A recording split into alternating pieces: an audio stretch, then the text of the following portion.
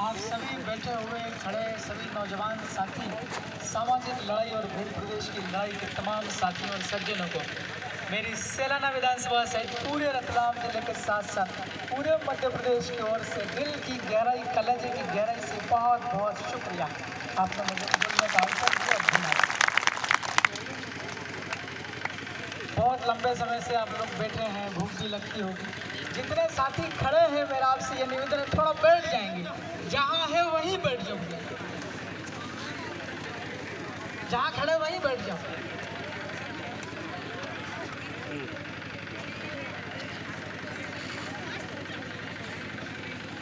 आप लोग बैठोगे तो मेरे दिल की धड़कनें चलेगी, आप खड़े रहोगे धड़कनें सांसें रुकती है हर किसी के लिए। मैं कल रात को लगभग 8 बजे इंदौर में था और मेरे पास कांति दादा का फोन आया कि वहाँ आना ही है। फिर मैंने भी इधर उधर पूछा भाई ऐसा है क्या। मुझे ये पता चला कि जहाँ पर कल कमलेश्वर खड़ा तो बात कहेगा, उसके सीधे हाथ तरफ यानी कि इस साइड में 10 हेक्टेयर से ज्यादा आदिवासियों की जमीन के ऊपर बाहरी लोगों ने कब्जा कर लिया है। इसके ऊपर मंथन करना और दूसरा, जहां हम लोग खड़े खड़े बात करेंगे उसी के सामने किसी बाहरी व्यक्ति ने पत्थर रख दिए हैं। ये जानकारी मेरे को लगी तो मैंने बोला रुको रुको, मैं भी आ रहा हूँ। मैं रात को निकला वहां से, करीब 1:30 बजे बांसवाड़ा पहुंचे, 7:30 बजे वापस बांसवाड़ा से हम लोग इधर निकले। यहाँ आकर के मुझे पता चला सच में समस्या है। अहमदाबाद के लोगों को अपना व्यापार बिजनेस करने के लिए उदयपुर जाना होता है, जयपुर जाना होता है, चित्तौड़गढ़ जाना होता है, तमाम बड़े बड़े महानगरों में जाना होता है। और गुजरात के लोगों को 2-3 लोगों के नाम बार बार पूरे भारत के बड़े बड़े जनप्रतिनिधि, बड़े बड़े नेता लेते रहते हैं। उन्हीं लोगों के नाम मैं भी ले लेता हूँ। धीरूभाई अंबानी के 2 लड़के मुकेश अंबानी और अनिल अंबानी, राइट। और तीसरा एक नया प्रधानमंत्री जी का जिन्हें दोस्त कहता है सब लोग, उनका नाम गौतम अडानी है। उनके व्यापार का विस्तार करने के लिए व्यापारिक यात्रा करनी पड़ती गुजरात के अहमदाबाद से उदयपुर के रास्ते। ये नेशनल हाईवे है कि नहीं आपको पता है कि नहीं? हाथ खड़े करो, पता है ना? हाथ नीचे, क्योंकि आप सब लोग ज्यादातर यहीं के ही हो, मैं तो और थोड़ा दूर का हूँ। ये नेशनल हाईवे है। ये नेशनल हाईवे आदिवासी लोगों के फायदे में नहीं है, भविष्य में भी नहीं होगा। मैं कभी कभार अकेला आता रहता हूँ घूमने फिरने, बिछवाड़ा भी आता हूँ मैं। आपके बिछवाड़ा में ठीक से अस्पताल नहीं है। आपका जो गांव है पुंड्रावाड़ा और खजूरी और ये आसपास का इलाका, यहाँ के आदिवासियों को स्वास्थ्य से संबंधित कोई समस्या आ गई, मान लो कोई डिलीवरी वाली महिला है, कोई बुजुर्ग व्यक्ति बीमार है, या फिर किसी की सड़क दुर्घटना में कोई समस्या हो गई, या जंगल में अपने आज जिंदगी जीने के दौरान कहीं गिर गया, लग गई, उसका इलाज कराने के लिए बिछवाड़ा जाना पड़ता है। वहाँ अस्पताल में ठीक से व्यवस्थाएं नहीं है, ये मेरी जानकारी में है। अगर मैं झूठ बोलता हूँ तो आप लोग मेरे खिलाफ समर्थन कर सकते हैं। मेरे खिलाफ क्या मैं झूठ बोल रहा हूँ? मुझे पता है। हमारे लोगों की समस्याओं का समाधान करने के लिए सरकार कोई इंतजाम नहीं करती है, और गुजरात के व्यापारी लोगों को व्यापारिक फायदा पहुंचाने के लिए आपने ये निकाल लिया 4 लेन नेशनल हाईवे। अब एक साफ लॉजिक है, कोई पागल व्यक्ति भी इसके ऊपर सोचेगा तो वो भी सहमति दे देगा। आपको गुजरात से अपने व्यापार का विस्तार करने के लिए जाना पड़ता है, और ये बहुत घना जंगल है। रतनपुर यहाँ का जो जंगल है, आप नक्शे में देख लेना या गूगल पर सर्च कर लेना, बहुत घना जंगल है। पहली बारिश होती है और 3-4 दिन बाद बहुत खूबसूरत दिखती है पहाड़ियाँ। गुजरात के व्यापारिक यात्रा करने के दौरान उनकी इच्छा होती है यहाँ रुक जाएं, पानी पेशाब कर लें, रोटी पानी खा लें। उसके लिए वो पहाड़ी दिख रही है आपको, वो 10 हेक्टेयर में वही सब 10 हेक्टेयर। मैं विधायक तो अभी बना हूँ, लेकिन मेरे पास भी 1.5 बीघा जमीन है साहब। इस गांव में 10 हेक्टेयर जमीन चली जाएगी यार, कितने परिवार पल सकते हैं 10 हेक्टेयर जमीन? उसके जंगल थोड़े साफ सफाई का। वैसे तो आदिवासी जंगलों को संरक्षित करता, जंगल बचाता है आदिवासी, अनावश्यक पेड़ों को नहीं कटने देता, मगर उसको साफ करके पत्थर फेंक करके खेतीबाड़ी करते कितने परिवार पल सकते हैं। मैंने जानकारी निकाली है 2 करोड़ रुपया सरकार खर्च करके 10 हेक्टेयर जमीन उसकी एक दीवार खड़ा करना चाहती है। अंदर बाहर के कुछ लोगों को वहां पर चौकीदार नौकर चाकर बनाएंगे और बड़े बड़े व्यापारी हैं जो गुजरात के, यहाँ राजस्थान के भी बड़े बड़े व्यापारी हैं, ऐसी कोई बात नहीं है। क्या नाम है उनका? अभी जो लड़का से है ना मुख्यमंत्री बना, क्या नाम है? भजन कीर्तन, हाँ जो भी है, भजन लाल जी। उनके भी ग्रुप के लोगों को, मैं कांग्रेस को भी छोड़ूंगा नहीं। मेरे साथ एक विधानसभा साजिश है, मैं वो भी आपको बताऊंगा। विधानसभा मध्य प्रदेश में कांग्रेस और बीजेपी एक कैसे बताऊंगा आपको। कांग्रेस और बीजेपी के राजस्थान के लोगों को भी व्यापार करना हो तो इसी मार्ग से जाना है, नेशनल हाईवे से गुजरात, अहमदाबाद, गांधीनगर और भी उधर आगे इसी रास्ते पे जहां तक ये जाता है नेशनल हाईवे। तो इनको भी ये जो रतनपुर वाला जो बॉर्डरिंग इलाका है, इस इलाके की पहाड़ियां बहुत अच्छी दिखती हैं, यहाँ रुकने की इच्छा होती है। अब एक किसी एक पागल व्यक्ति को पूछेंगे कि यहाँ जो बन रहा है 10 हेक्टेयर में, कौन सा वाटिका बोलते हैं? मंगल कुशल, लव कुश। देखो मैं थोड़ा धार्मिक किताबों से दूर रहता हूँ, इसलिए मेरे को नहीं पता मंगल कुशल, लव कुशल बोल दिया आपने, लव कुश। हाँ लव कुश, भाई जानकारी नहीं है तो भाई गलती हो जाती है। लव कुश वाटिका नाम की वहाँ बन रही है। उस वाटिका से व्यापारी लोगों को फायदा होगा। क्या अपने आदिवासी लोगों को फायदा होगा क्या? अरे भाई कैसे फायदा बताऊं? इसी हाईवे के रास्ते अहमदाबाद के व्यापारी व्यापार करने आएंगे, राइट? चाहे उनको माल ढोना हो बड़ी बड़ी ट्रकों से, चाहे बड़े बड़े डंपर या कुछ और, या खुद ही व्यापारी यात्रा करेंगे माल पैसा लाने ले जाने के लिए। वो रास्ते में रुकेंगे, पानी पेशाब। अभी फिर मैं देखा कि उनको व्यापारियों को रुकने की व्यवस्था भी इस पहाड़ी के ऊपर करना है, रात को सो भी सकते हैं वो। नहीं, हमारे आदिवासियों की समस्या के समाधान के ऊपर कोई बात होती है क्या? इतनी बड़ी साजिश रची जा रही, मीठा मीठा बोल के सदनों के अंदर, विधानसभा के अंदर ही ये फैसला हुआ है। मैं मेरी मन से पढ़ के नहीं, सन 2022 में राजस्थान की विधानसभा के अंदर में ये हुआ, 2 करोड़ रुपया सैंक्शन हुआ इसी के लिए 10 हेक्टेयर जंगल के अंदर वाली जमीन अधिग्रहित करना। चंदू बरांडा जी, आप ये बताओ मेरे को कि जो जंगल है जहां पर वन अधिकार के जहां पत्र मिलते, वो आदिवासियों के जंगल है कि नहीं है? पूरे भारत का कोई भी आदिवासी ये कहेगा कि जल और जंगल की लड़ाई किसकी? आदिवासी की है, क्योंकि जल, जंगल और जमीन ये आदिवासियों के हैं। इस जंगल में कुछ भी करो, कुछ भी निर्माण करो या सड़क बनाओ, डैम बनाओ, आदिवासी लोगों का है। अगर कुछ निर्माण काम करना देश और प्रदेश के विकास के लिए, तो भी उस गांव के आदिवासी लोगों को इकट्ठा करना होगा, उनसे सहमति लेनी होगी। दैट इज ग्राम सभा pertaining relating to Schedule 5 of the Constitution of India। Bharat के संविधान में है ये। तो ये सभी राज्यों में है ये व्यवस्था कि TAC, ट्राइब्स एडवाइजरी काउंसिल, जनजातीय सलाहकार समिति या मंत्रणा समिति। आपको अगर कुछ ऐसा करना भी है यहाँ रतनपुर बॉर्डर के आसपास में, तो आपको पहले वहां चर्चा करनी पड़ेगी ट्राइब्स एडवाइजरी काउंसिल TAC में। वहां से फिर वो लोग यहाँ पे आ सकते हैं, समिति के लोग यहाँ रतनपुर, यहाँ आसपास के गांव के लोगों को पूछेंगे, हम यहाँ ऐसा करना चाहते हैं, हम अगर ऐसा करेंगे, वाटिका बनाएंगे, तो तुमको ये फायदा और हमको ये फायदा है।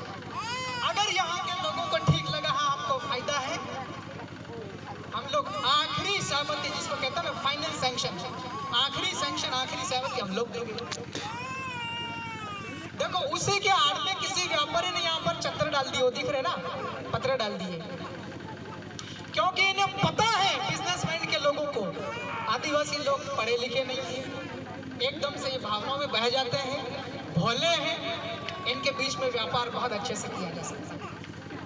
तो वो कंप्लीट नहीं हुआ, व्यापारी लोगों के रुकने के लिए, पानी पेशाब के लिए, उसके पहले ही उसने चद्दर डाल दी, वो भी अवैध तरीके से जमीन खरीदी। आदिवासी की जमीन कोई भी दूसरा गैर आदिवासी नहीं खरीद सकता है। पूरे भारत में ये व्यवस्था है। भारत का संविधान बोलता ना, कमलेश्वर नहीं बोल रहा, भारत का संविधान बोल रहा, जिनमें हमारा जयपाल सिंह मुंडा भी शामिल है भारत का संविधान बनाने में। लेकिन एक आदिवासी की जमीन गैर आदिवासी ने अवैध तरीके से खरीद के और कब्जा भी ले लिया। और दूसरी बड़ी शिकायत ये मिली है, रास्ते में पता चला उसने खरीदी जमीन उसके आसपास 2-4 बीघा पर कब्जा करने की फिराक में है। देखो मेरे शब्द ही ऐसे हो, ऐसा नहीं कि यहाँ से उठ करके सब वहां टूट पड़ो। कोई भी काम करना कानून का पालन करना होगा। मैं खुद संवैधानिक पद पर हूँ, मैं भी विधायक नहीं होता मैं धज्जियां उड़ा देता यहीं पे खड़े खड़े, पर वो जिम्मेदारी मिल गई इसलिए थोड़ा सोचना पड़ता है। होगी सरकार फरकार होगी तो हमारा क्या करेंगे, सही है कि नहीं?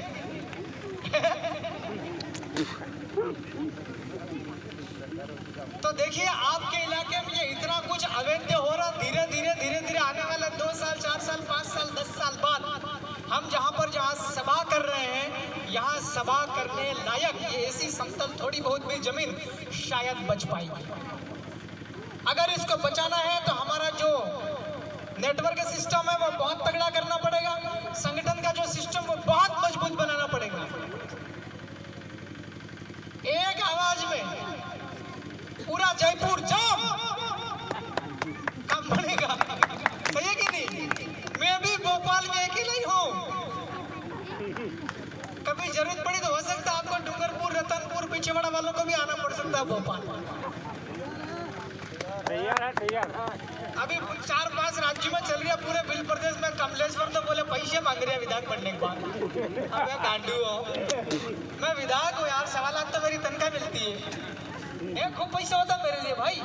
विधायक नहीं बनने के पहले मेरे कपड़े भी थे ही नहीं, इधर उधर मांग के कर लेता था, रोटी भी इधर उधर खा लेता था। अब जब मेरे को 1.25 लाख के आसपास तनख्वाह मिल रही, मैं कहीं और मांगूंगा क्या?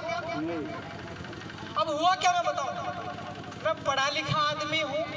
विधानसभा भोपाल के अंदर जो भी समसामयिक गंभीर मामले थे, चाहे जमीन जल जंगल जमीन 5वीं अनुसूची बिल प्रदेश, सभी की आवाज उठाई। मैंने कानूनी तरीके से, क्योंकि सरकार के मंत्री जवाब देते नहीं, मैंने कानूनी तरीके से एक प्रश्न लगाया विधानसभा के अंदर। मैंने पूछा मुख्यमंत्री जी को कि हमने मेरे को जब तक समझदारी, लगभग 2016 से मैं राजस्थान वालों के साथ में जुड़ा और मेरे साथ साथ पूरा मेरा इलाका जुड़ गया, मतलब पूरा भील प्रदेश एक है।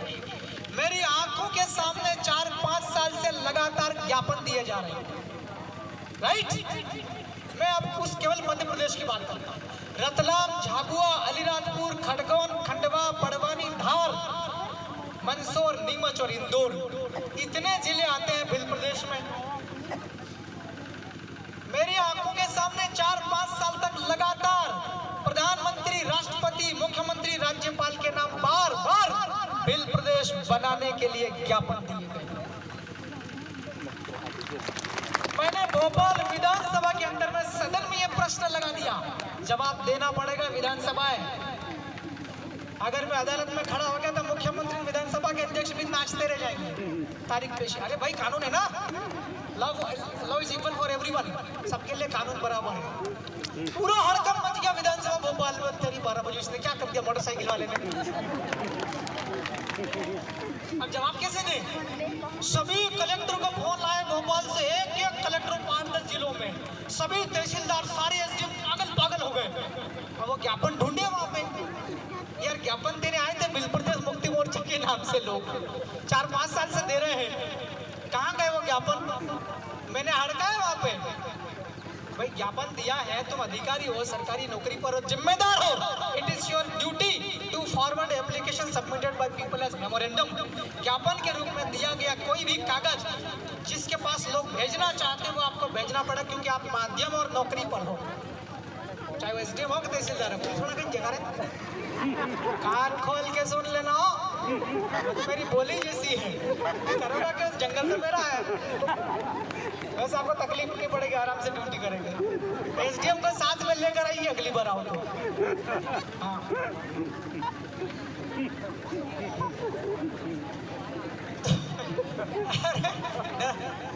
उकसा नहीं रहा मैं लोगों को, मेरी बोली ऐसी है।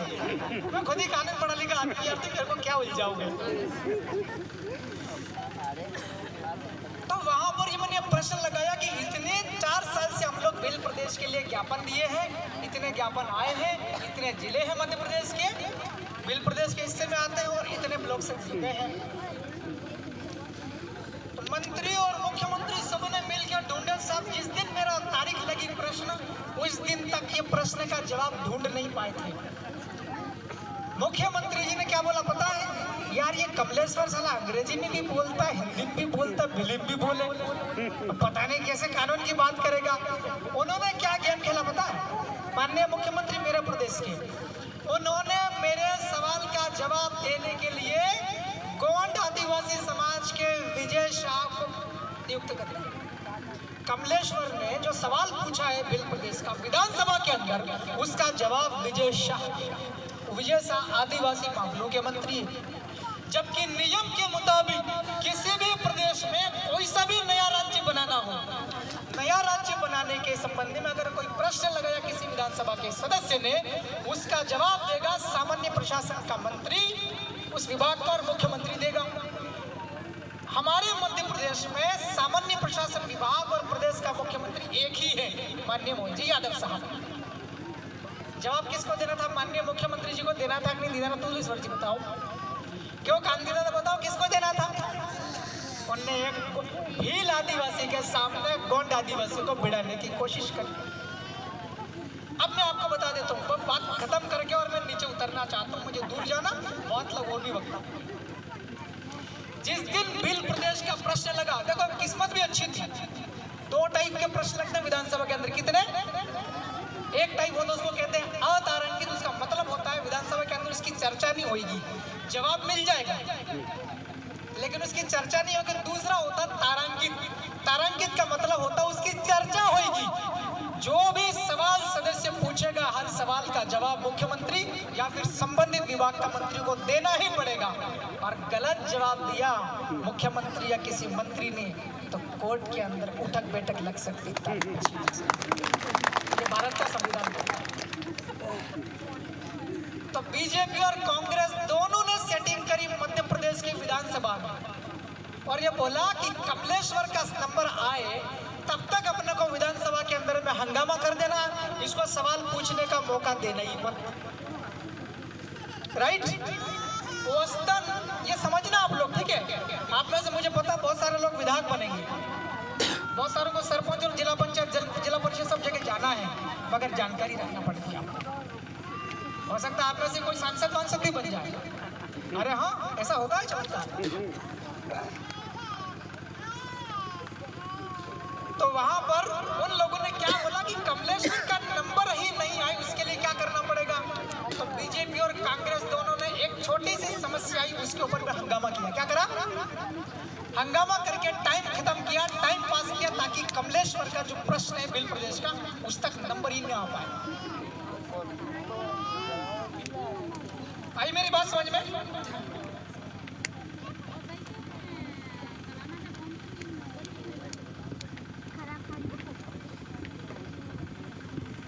पानी दारू नहीं हो, छोड़ रखी है, सबको छोड़नी पड़ेगी। तो इन लोगों ने मिल करके, बीजेपी और कांग्रेस दोनों ने मिलके मुझे मध्य प्रदेश की विधानसभा के अंदर में चर्चा में लगा हुआ बिल प्रदेश, ये मेरी अकेले की मांग तो है ही नहीं। आप लोगों की मांग है कि नहीं? पहले हाथ खड़े करके बताओ, बिल प्रदेश चाहते हो कि नहीं चाहते हो? हाथ नीचे। इतने 40-42 जिलों के करोड़ों आदिवासियों की ये मांग है। अब नए राज्य बनाने के लिए विधानसभा के अंदर में कानूनी तरीके से लड़ाई चालू करी और वहां से जवाब भी आया, ऐसी बात नहीं है। जवाब आ गया कि कमलेश्वर सदस्य ने जो मांगा है, हम लोग बिल प्रदेश बनाने के संबंध में कार्रवाई कर रहे हैं, ये भी आया जवाब में। क्या आया? भोपाल, मध्य प्रदेश की विधानसभा भोपाल के अंदर बिल प्रदेश बनाने की जो कानूनी कार्रवाई रहती, फाइलिंग वाली, वो चालू है। उससे तो मैं संतुष्ट हुआ, मगर मैं ये पूछना चाह रहा था कि अभी तक कार्रवाई कहां तक गई है और क्या क्या कार्रवाई कर दी। तो उस कार्रवाई में जवाब देने के लिए, बचने के लिए बीजेपी कांग्रेस दोनों एक हो गए। अब हाथ खड़ा करके आप ईमानदारी से बता दो, कांग्रेस और बीजेपी दोनों सांपनाथ और नागनाथ है कि नहीं? हाथ खड़े करके बताओ, हाथ नीचे करो, ईमानदारी से हाथ खड़े करना। कितने लोग तुम में से शासकीय कर्मचारी हो? थोड़ा जोर से ऐसा करो, डरो मत, देखो मत डरो, हाथ नीचे करो। शासकीय कर्मचारी, तुम्हारे बिना राजनीति अधूरी है, राइट? और राजनीति के तुम्हारे बिना राजनीति अधूरी, और राजनीति के बिना तुम भी अधूरे हो। अगर आप ये मुगालते में हो कि मंच के ऊपर राजनीतिक बात मत करो, तो एक काम करो, तुम सारे कर्मचारी मिलकर के ये बिल प्रदेश बना के दे दो, बात खत्म। सारे कर्मचारियों के एरिया में एक एक को के एरिया, मेरा ये वीडियो नोट करके डूंगरपुर के एक एक कर्मचारी तक डालो। अगर आपके मंचों पे, देखो मैं भी आपके बीच को, मैं अलग का नहीं हूँ, आप ही लोगों ने मुझे विधायक बनाया मध्य प्रदेश में, भारत आदिवासी पार्टी का ही हूँ। बांगू दादा हमारे राष्ट्रीय संयोजक रहे, बहुत इनके साथ काम किया। तो आप लोग राजनीति से नफरत ना करेंगे? राजनीति का मतलब क्या होता है भाई? किसी को जहर पिलाना तो नहीं है ना? हमारे इलाके में हमारा राज, इसी को तो राजनीति कहते हैं, वही तो लड़ाई है। अरे यही तो लड़ाई है भाई बिल प्रदेश की। आज अगर तमाम प्रकार के शोषण होते हैं, लाखों करोड़ों आदिवासी भारत के जेलों में भरे हुए हैं, यह शोषण है। आदिवासियों के जमीनों के ऊपर में लोग कब्जा कर लेते हैं, धोखाधड़ी से जमीन अपने नाम करा लेते हैं, यह शोषण है। आदिवासी लोग मजदूरी करने जाते हैं, चाहे बिछवाड़ा जाओ, चाहे डूंगरपुर जाओ, चाहे आप लोग उदयपुर जाओ, कहीं पर भी जाओ, मजदूरी नहीं मिलती। बिछवाड़े के अंदर में एक कॉलेज है, क्या नाम उस कॉलेज का? राजकीय कॉलेज। इस पूरे इलाके में भगवान संत सुरमाल का बहुत नाम है। उन्होंने समाज को सुधारा भी है, और उनके समय में समाज को अधिकार भी दिलवाए, लड़ झगड़ के संत रहते हुए। उनके नाम से वो कॉलेज होना चाहिए कि नहीं होना चाहिए? तो ये इस प्रकार के जो अस्पताल भी खराब स्थिति, यहाँ पे ट्रॉमा सेंटर नहीं है बिछवाड़ा में, एकमात्र छोटा सा सामुदायिक स्वास्थ्य केंद्र है, वहां पर भी कोई इलाज नहीं। मैं खुद ही गया था जानकर